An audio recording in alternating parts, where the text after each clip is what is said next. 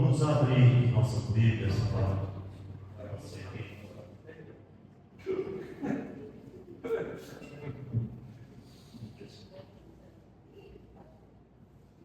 Vamos abrir nossas Bíblias para o Evangelho de João.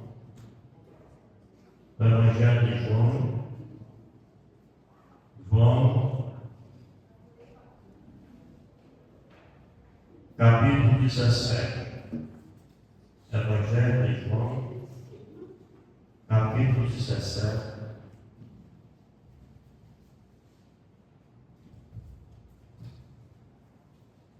Versos 20 e 21. Evangelho de João, capítulo 17, versos 20 e 21.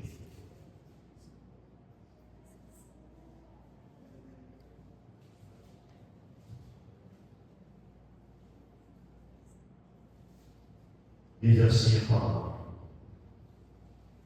não rogo somente por estes, mas também por aqueles que vierem a crer em mim, por intermédio da sua palavra, a fim de que todos sejam um. E como és tu, ó Pai, em mim, e eu em ti, também sejam eles em nós, para que o mundo creia que tu me enviaste.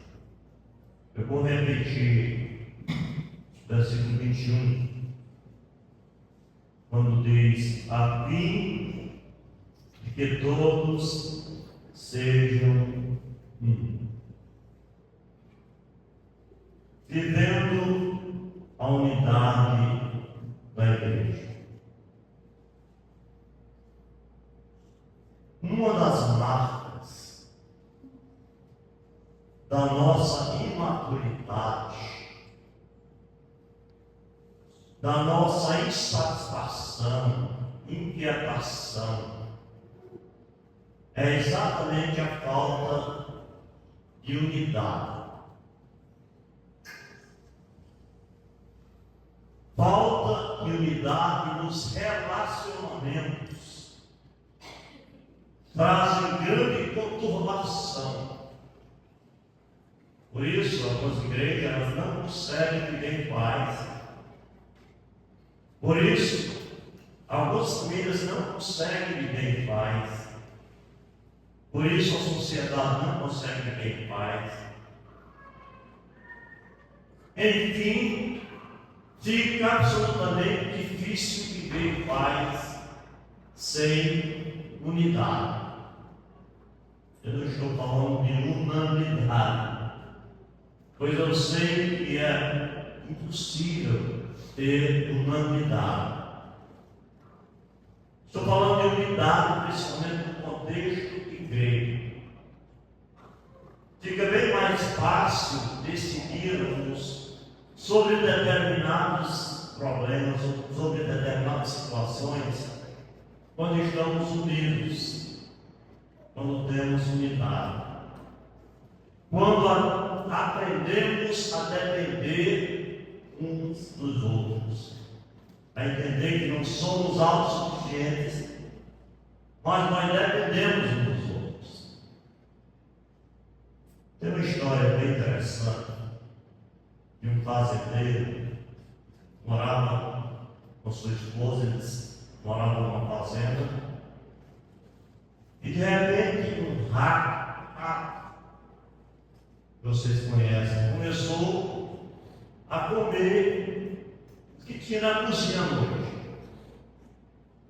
A esposa do fazendeiro colocava queijo, colocava toda a comida que estava lá, e o rato chegava de noite, só rapidamente entrava na cozinha, quando eles estavam dormindo, e o rato comia o que tinha. E a mulher já estava muito irritada, e falou com o esposo: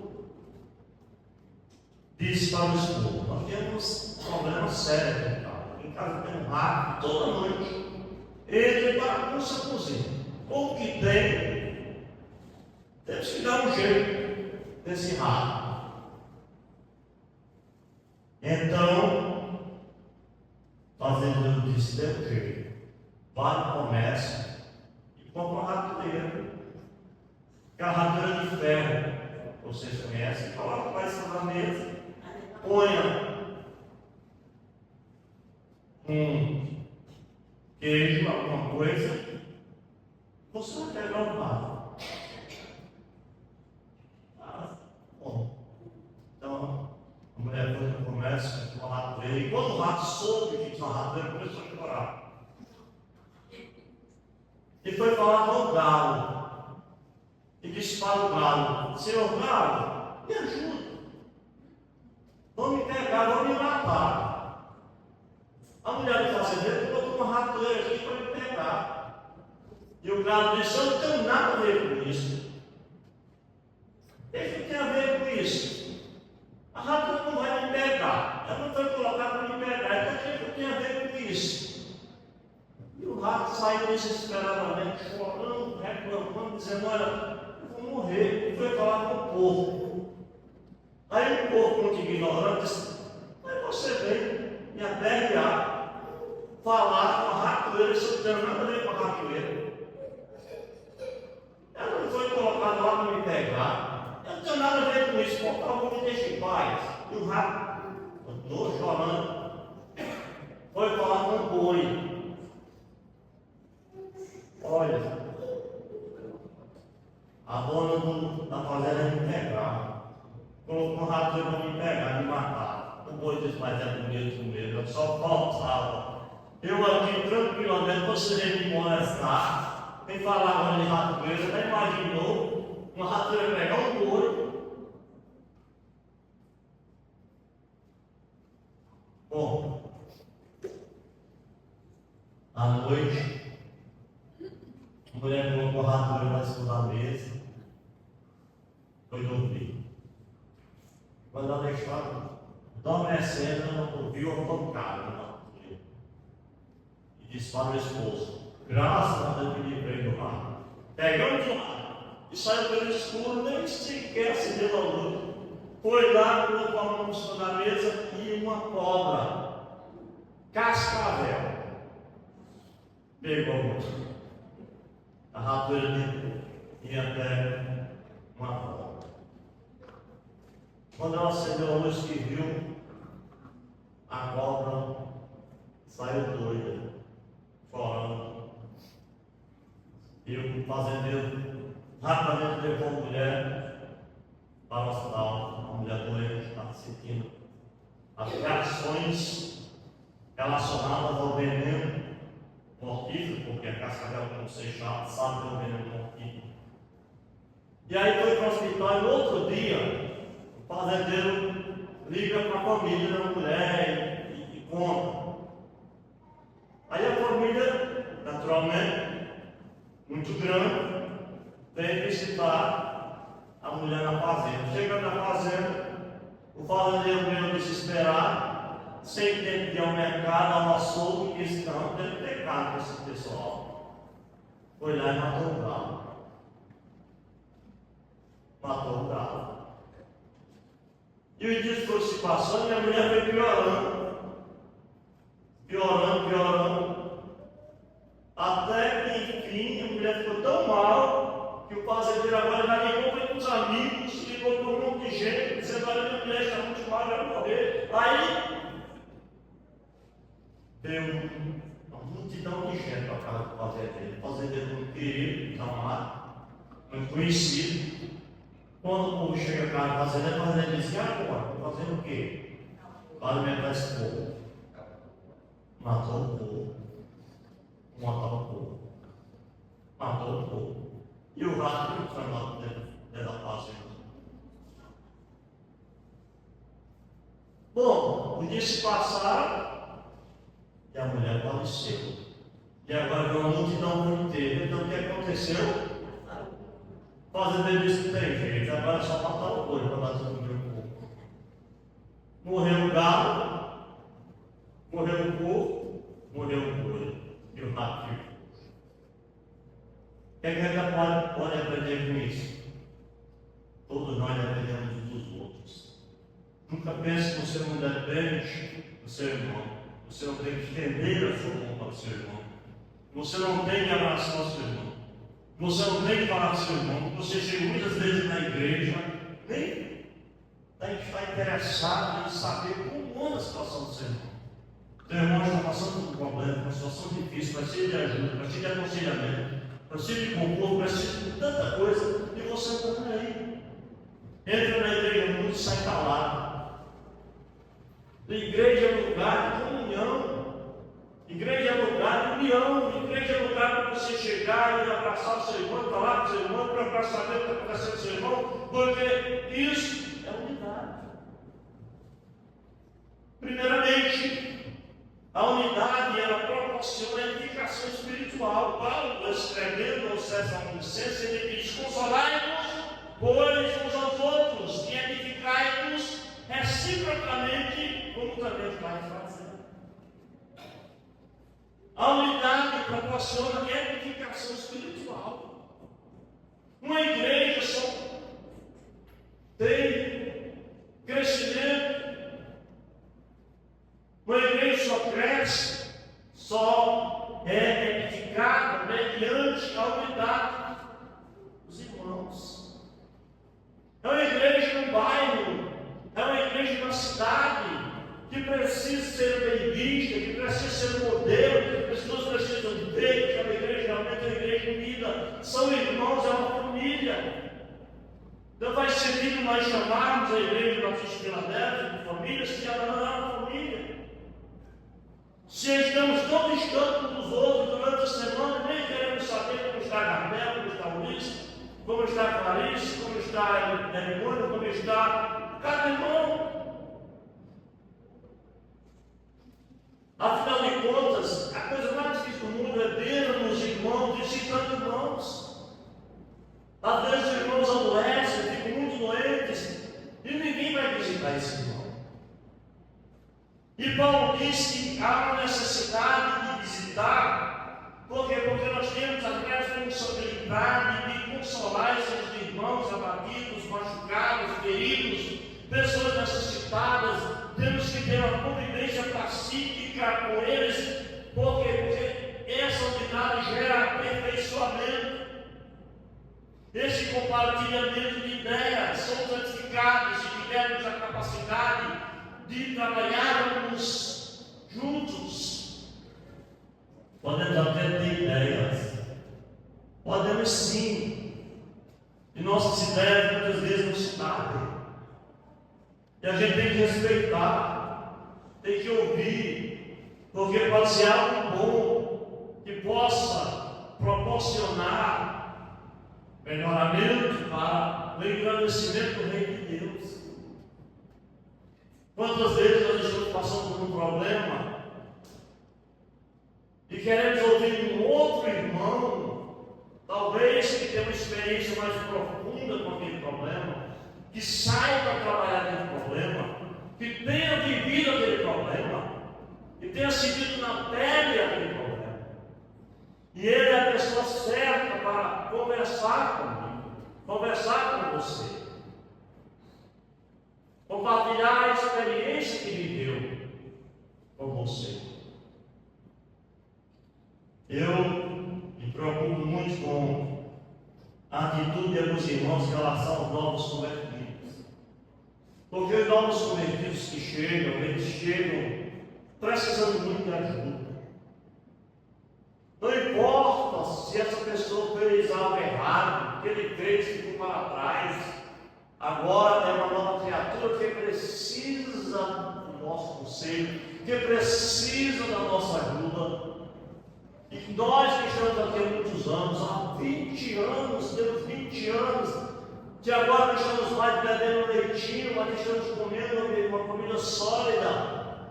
E nós temos que ter experiência, sabedoria para tratarmos com pessoas que chegam. Não importa, tem gente que acha que a pessoa que chega tem que ser do mesmo jeito, tem que andar do mesmo jeito. tem que pensar do mesmo jeito. Não, amados. Eu é que tenho que pensar, eu é que tenho a responsabilidade, porque eu estou na igreja há muitos anos. Eu já ouvi muitas pregações, eu já ouvi muitos conselhos, eu já fui admoestado, eu já fui muitas vezes a pessoa que realmente aconselhou muita gente, mas tem gente que não sabe lidar com isso, infelizmente. Estava ouvindo certo dia um pastor dizendo que tem crentes que faz até os crentes da igreja. Em vez de trazer, de agregar, faz a expulsar. Porque chega uma pessoa que tem um problema, que teve um problema com alguém, ninguém tem culpa de nada, ninguém viu, que aconteceu faz algum tempo. Então aquela pessoa chega na igreja e tem gente que vai mexer com o que aconteceu no passado. Não, vamos trabalhar lá agora. É tempo de nós olharmos para as pessoas, para essas pessoas com um olhar de amor, de compaixão, para ajudarmos essas pessoas. Segundo, a unidade proporciona aquebrantamento e transformação.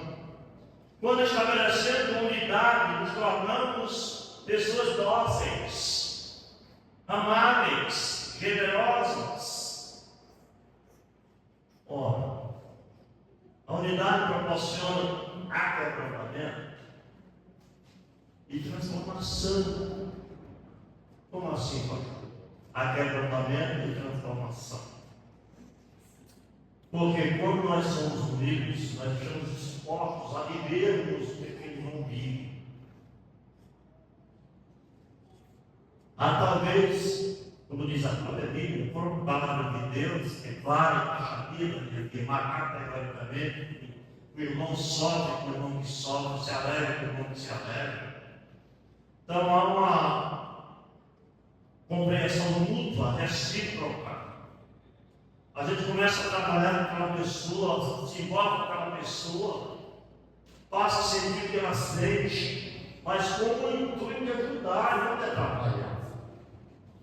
Com o intuito de consertar aquela pessoa. Esse é o nosso dever. E nós, evidentemente, somos transformados.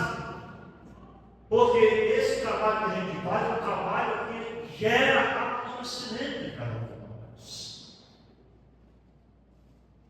Crente maduro é aquele crente que sabe trabalhar problemas. Quando o crente não tem maturidade, ele cria problemas. Ele gera problemas. Ele aumenta problemas. Mas quando ele tem maturidade, ele tem humildade. Ele entende que o ser humano realmente é complicado. Ele entende que ele tem que ser trabalhado, tem que ser moldado, tem que ser refinado, tem que ser polido. Então começamos um trabalho contínuo, incessante, ininterrupto, de moldar aquela pessoa, trabalhar com aquela pessoa, para que aquela pessoa também seja como nós. E que amanhã ela esteja preparada também para ser uma pessoa que vai ajudar os outros.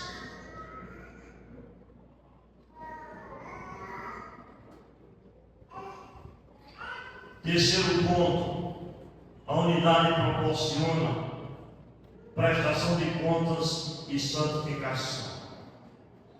O que significa prestação de contas e santificação? É na unidade da igreja, a igreja junta, unida, todos irmanados, vendo que o seu objetivo primordial é servir a Deus, é o engrandecimento dele. Ora, na unidade, nós estamos dispostos a prestar conta dos nossos próprios erros, dos nossos próprios defeitos. E aprendemos até a descobrir nossos defeitos. É interessante. Quando você trabalha com a pessoa a viver uma situação difícil, você começa a descobrir em você mesmo que você também precisa mudar. que você tem determinados defeitos, que muitas vezes são maiores do que o defeito daquela pessoa. E a gente começa a entender que, primeiramente, nós temos que consertar os nossos defeitos para depois irmos até aquela pessoa, para ajudarmos aquela pessoa a consertar os seus defeitos. Gente, se não for assim, nunca vai funcionar. Não vai ter sentido porque muita gente acha assim, que a igreja é um patrimônio só dele, só nosso. Pô, a igreja é um patrimônio nosso. Não, a igreja não é patrimônio de crente. A igreja é do Senhor Jesus Cristo, a igreja é lugar de restauração, a igreja é como oficina, a igreja é como hospital. Somos médicos, somos enfermeiros, estamos aqui para tratar as feridas das pessoas, para trabalhar os corações. E os corações que chegam magoados muitas vezes. Agora, é possível aprender com Jesus o que eu estou falando. Jesus é o nosso maior erro para aprendermos esse assunto. Imagine Jesus falando com Zaqueu. Zaqueu, cobrador de impostos, corrupto, vivia extorquindo a sociedade, cobrando ilegalmente. Ou seja, de baixa estatura, teve que subir símbolo que era uma árvore. E aí? Certamente ele deve ter pensado: Jesus, sendo santo, ele nem vai olhar para mim. Não. Jesus tinha uma missão nobre, relevante, que era exatamente buscar essas pessoas. Então ele olha para Zaqueu e diz: desce depressa, Zaqueu, porque me convém hoje entrar em sua casa.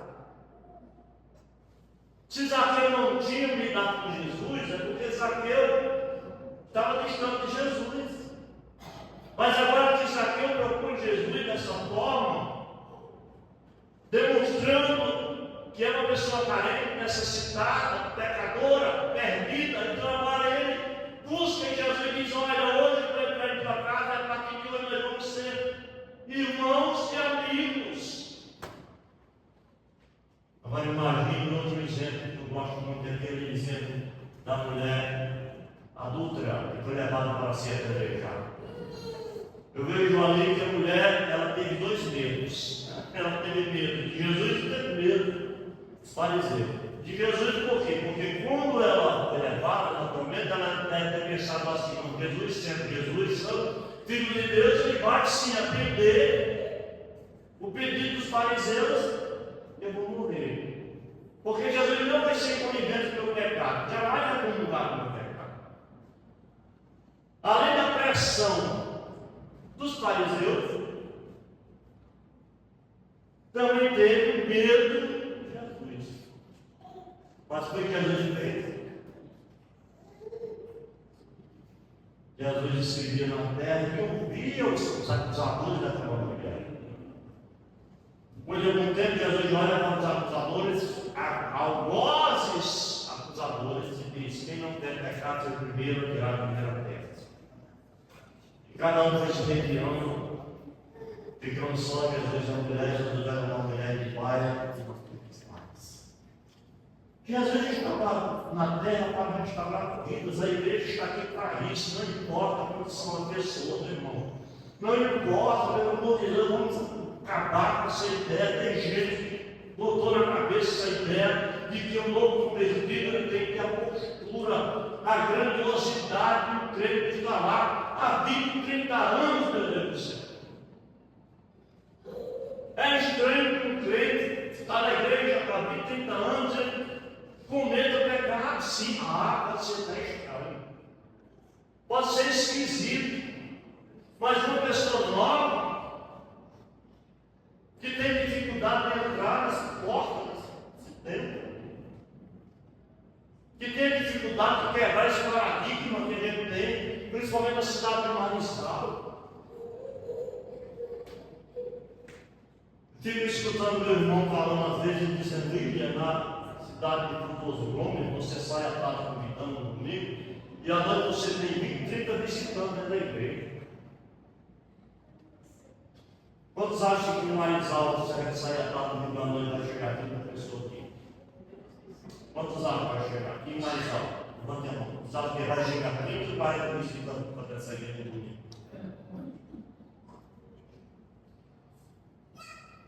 Então existe uma barreira que precisa ser quebrada. Eu já orei demais por isso, já desejei demais isso. A gente sai quinta-feira à noite e convida as pessoas, e todas as pessoas prometem. Por isso, está acompanhando e escuta isso. Mas não faz assim. Então vamos trabalhar a unidade da igreja. Porque a mordida ele pode estar quebrando essa barreira, parece que transformida. Nós não somos autossuficientes. Nós precisamos entender que nós dependemos uns dos outros. E através da unidade, nós alcançamos até a própria santificação. Trabalhando essa ideia da unidade, tendo a sabedoria para trabalhar a unidade, obviamente nós vamos também viver uma vida santa. Porque a própria pessoa está sendo ajudada, vai chegar para nós e vai dizer muito obrigado. Gostei demais de você, você está preocupada comigo, você me ama, você quer bem, você me quer bem, você está interessado em mim. Mas muitas vezes as pessoas aceitam Jesus e ficam lá, muitas vezes até abandonados. Muitas vezes ficam lá e não são compreendidas os seus defeitos, os seus pais. É como se nós fôssemos os santarrões, né? Os santos, como se nós fôssemos impecáveis, porque estamos na igreja há muitos anos e os que chegam são os pecadores irremediáveis, que não tem mais jeito, não tem mais solução. Aí a gente tem o exemplo de Jesus e a mulher samaritana, e Jesus chega para a mulher samaritana e com humildade, com sabedoria, com mansidão, com amor, com dedicação, fala com aquela mulher e vai pregando, até alcançar o objetivo maior, foi a conversão da mulher. E a mulher não era duvidosa, a mulher adulta, próprio Jesus Cristo diz que ele tinha, que ela tinha 5 maridos e aquele que tinha naquele momento não era dela. Mesmo assim, Jesus olha para aquela mulher com um olhar de amor, de misericórdia e compaixão, e sabe que aquela mulher, mas a gente parece não ler a Bíblia, parece não compreender esses textos, parece que a gente não está nem aí. Ou esses textos não estão mexendo com ninguém, esses exemplos não servem para ninguém. Por mais que a gente fale desses textos, que a gente mostre esses textos, as pessoas continuam do mesmo jeito, a pensar que todos são iguais, a pensar que todos vão chegar no mesmo nível de maturidade, na mesma intensidade de amor, no mesmo patamar, no mesmo degrau de santidade. E nada, amados. Que nada. E hoje a gente não vive mais o contexto de 30 anos atrás, não. Eu me lembro que um pastor amigo meu, eu não vou citar nome, certo dia ele chegou e disse: pastor, eu estou com um grande problema. Por que está acontecendo, pastor? E ele disse: na minha igreja, todos os casados que estão chegando são juntos, nem na casa. Todos os casados que estão chegando na igreja, nem na casa. Eu digo: então começa a trabalhar, como a gente fez aqui. Vocês estão lembrados, nós fizemos 7 casamentos aqui só na noite, 7 casamentos. Comece a trabalhar, em vez de criticar, em vez de expulsar, tomar uma decisão drástica, disciplinar, então vamos trabalhar. Vamos saber os motivos, as razões pelas quais não são casados. E a igreja vai trabalhar, se possível, vai até angariar recursos para pagar os casamentos do cartório. Mas vamos colocar as vidas em ordem. Vamos colocar cada casal em ordem. Eu sei que aqui teve um tempo que a gente fez todos os casamentos com a noite.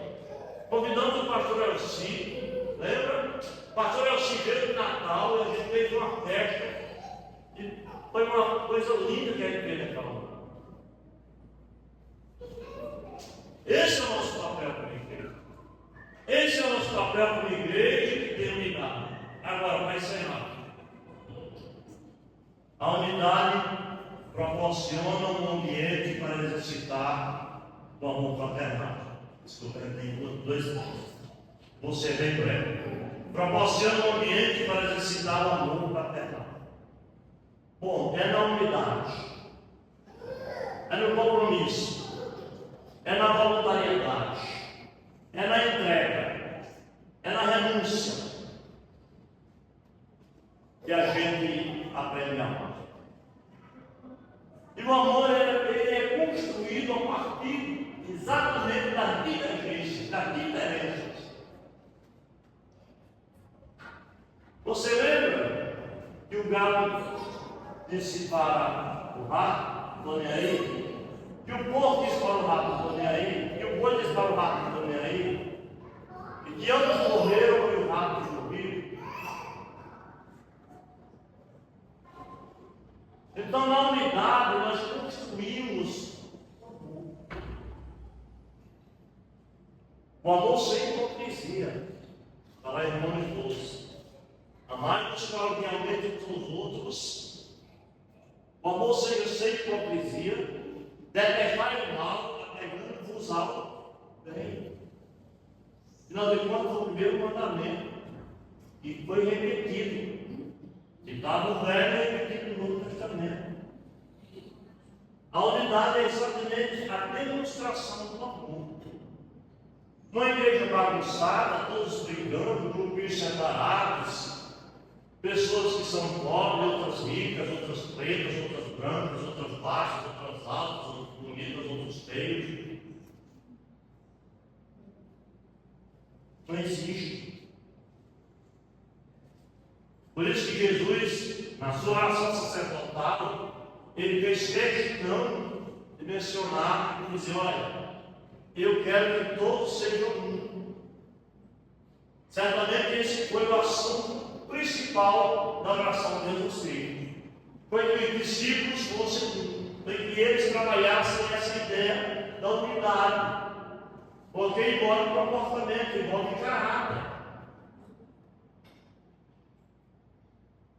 Cada um lidando com os irmãos como se fosse seu irmão verdadeiro, sendo ligados a esse irmão, preocupados com esse irmão, buscando esse irmão sempre, todo dia, para saber como esse irmão está. Eu tenho certeza que a gente não vai perder o crente da igreja por assim. A gente nunca vai perder ninguém se dessa maneira. Agora, um irmão chegando na igreja dizendo: eu não vou para aquela igreja porque fulano tal chegou lá na igreja. Ora, se esse portão está aberto para receber todo mundo, se a igreja não está para entrar todo mundo, é para entrar todo mundo aí dentro. É para entrar um corpo, é para entrar outro, é para entrar um assassino, é para entrar todo mundo. Esse prédio é de todos.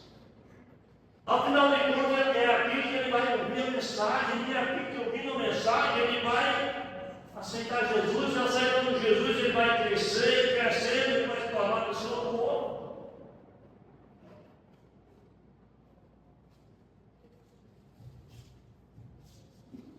Terminando, a unidade viabiliza o cumprimento da missão. Nos tornamos humildes, mansos, toleráveis, pacificadores, sendo dispostos a realizar a grande obra do Senhor. Voltando ao João capítulo 17, talvez você não tenha prestado bem atenção, mas o que Jesus diz aqui é algo muito interessante. Ele diz o seguinte, vou repetir esse versículo: a fim de que todos sejam um. E como és tu, ó Pai, em mim, e eu em ti, também sejam ele e nós. Para quê? Para quê? Para que o mundo creia que tu me amas. Qual é o principal objetivo da unidade? Viabilização do cumprimento da missão. A missão jamais será cumprida sem o Pai. Não é besteira pensar que a igreja vai crescer sem o Pai. A unidade é exatamente para quê? Para que as pessoas reconheçam que Jesus é o Senhor. Assim como Deus tem unidade com o Filho, Filho com o Pai, Pai com o Filho, essa mesma unidade deve existir na igreja, para viabilizar essa obra, para agigantar essa obra, para alavancar esta obra, tem que ter exatamente unidade. Ora, pelo amor de Deus, eu quero ser bem franco para você hoje na noite. Olha, eu fico extremamente triste quando eu percebo que um grupo de uma igreja não consegue ter unidade. Um grupo, um departamento de mulheres, um departamento de jovens, um departamento de luz, um departamento de criança, não consegue. É lamentável isso. Como as pessoas não conseguem chegar ao denominador comum em determinadas situações, em determinadas ações.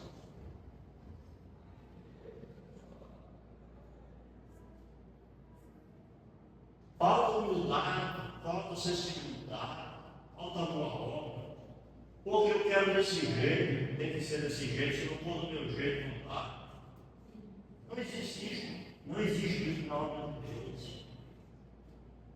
Mas não podemos querer que tudo esteja ao meu favor. É ser muito egocêntrico. Ora, muitas vezes a gente aceita de uma forma para não gerar um problema. Como crentes, para não criar uma situação de confronto, de conflito, porque existem as guerras, Por quê? Porque existe a Primeira e Segunda Guerra Mundial. Porque está existindo essa guerra da Rússia e Ucrânia. Por que está existindo?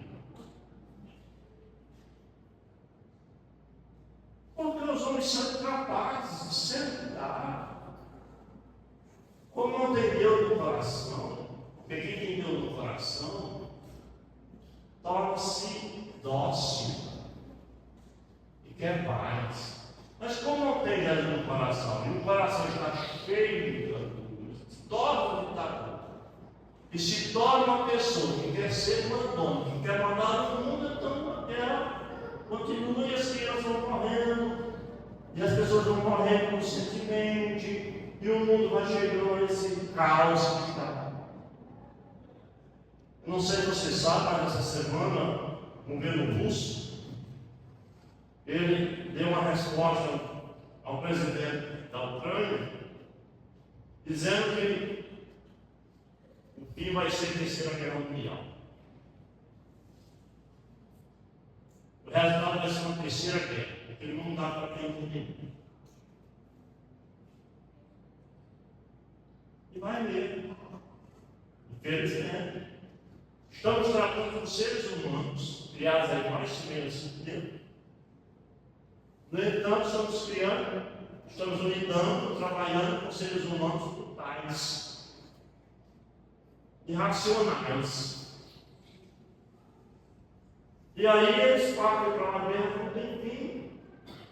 Por isso, Porque ninguém abre mão de nada, ninguém está querendo paz, ninguém quer abrir mão de direito de nada, quer do seu jeito, da sua maneira, e acabou, e vamos brigar até o fim, vai correr todo mundo e pronto.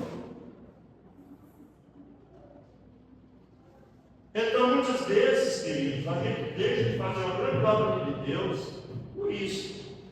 Deixa de fazer um grande trabalho por isso. Porque o grupo aquele dia chegou para cantar na igreja, chegou para tocar e teve uma música que alguém disse: eu não quero.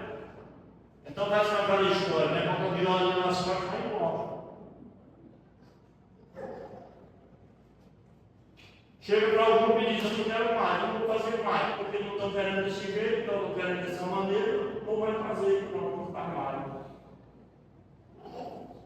Irmãos, não adianta ter uma igreja grande se não existir paz, se não existir unidade. Não vai adiantar. Vamos chegar ao ponto em que a igreja vai ser mesmo essa igreja pequenininha mesmo, porque o povo não quer mais ouvir, o povo não quer mais entender, o povo não quer mais olhar para a Bíblia, o povo não quer mais sentir que há uma necessidade de renunciar, muitas vezes, inimigos, em prol de um bem maior, de uma causa maior. Por isso que Jesus diz: eu oro por vocês, eu torço por vocês para que vocês sejam um, para que o meu nome seja conhecido ao mundo. Porque se vocês saírem daqui brigando, se vocês saírem daqui dessa maneira, a obra não vai continuar. A igreja não vai continuar. Que Deus abençoe. Que a gente possa ter cuidado para sermos colaboradores da obra de Deus, mesmo quando a gente deve passar por uma situação difícil. Mas que a gente possa ter amor, principalmente a obra, humildade para fazer aquilo que Deus quer que façamos. Deus abençoe essa palavra.